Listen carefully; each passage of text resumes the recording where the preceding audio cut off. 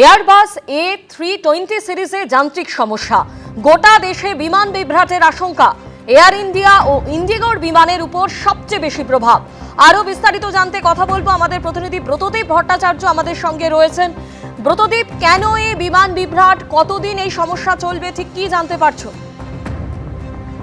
দেখো, এয়ারবাসের তরফ থেকে একটি অ্যাডভাইজারি জারি করা হয়েছে এবং সেই অ্যাডভাইজারিতে এয়ারবাসের তরফ থেকে বলা হয়েছে যে তাদের যে A320 সিরিজের যে বিমান, সেই বিমানে যান্ত্রিক সমস্যা দেখা দিচ্ছে এবং তার কারণে তাদের একটি সফটওয়্যার এবং হার্ডওয়্যার রিঅ্যালাইনমেন্ট প্রয়োজন। অর্থাৎ এই যে বিমানগুলি, এই বিমানগুলিতে সফটওয়্যার এবং হার্ডওয়্যারের বেশ কিছু আপডেট প্রয়োজন এবং গোটা বিশ্ব জুড়েই কিন্তু এই সিরিজের বিমানে এই আপডেটটি দ্রুত সম্পন্ন করতে বলা হয়েছে এবং এর ফলে যেটা হবে, এই বিমানগুলিকে বেশ কিছুক্ষণের জন্য সেটা মেরামতের জন্য পাঠাতে হবে এবং তার ফলে গোটা বিশ্ব জুড়েই কিন্তু এর প্রভাব পড়তে পারে। কারণ যে বিমান সংস্থাগুলি এই বিমানকে ব্যবহার করে, তাদের যে নির্ধারিত সময় থাকে বিমানের, সেগুলো বদল করতে হবে।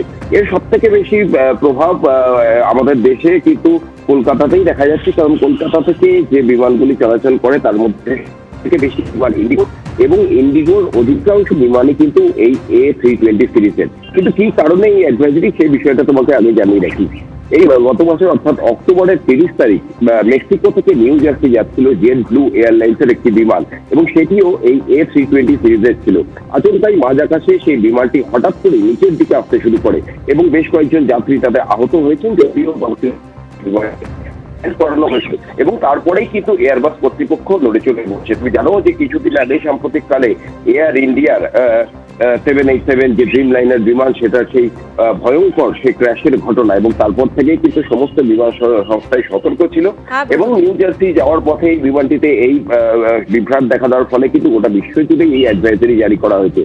কলকাতা থেকে যে বিমানগুলি যায় তার মধ্যে অধিকাংশ যে A320 সিরিজের বিমান, সেগুলো ইন্ডিগো এবং এয়ার ইন্ডিয়াই তারা অপারেট করে এবং অধিকাংশই হচ্ছে ইন্ডিগোর বিমান। স্বাভাবিকভাবেই একটা এই বিভ্রাটের কারণে যে বিমানগুলি চলে সেগুলো ডিলে হওয়ার আশঙ্কা রয়েছে, রিশিডিউল হওয়ারও আশঙ্কা রয়েছে এবং কলকাতা বিমানবন্দর কর্তৃপক্ষ সূত্রে যেটা খবর, যে এই বিমান সংস্থাগুলির সঙ্গে তারা যোগাযোগ রাখছেন।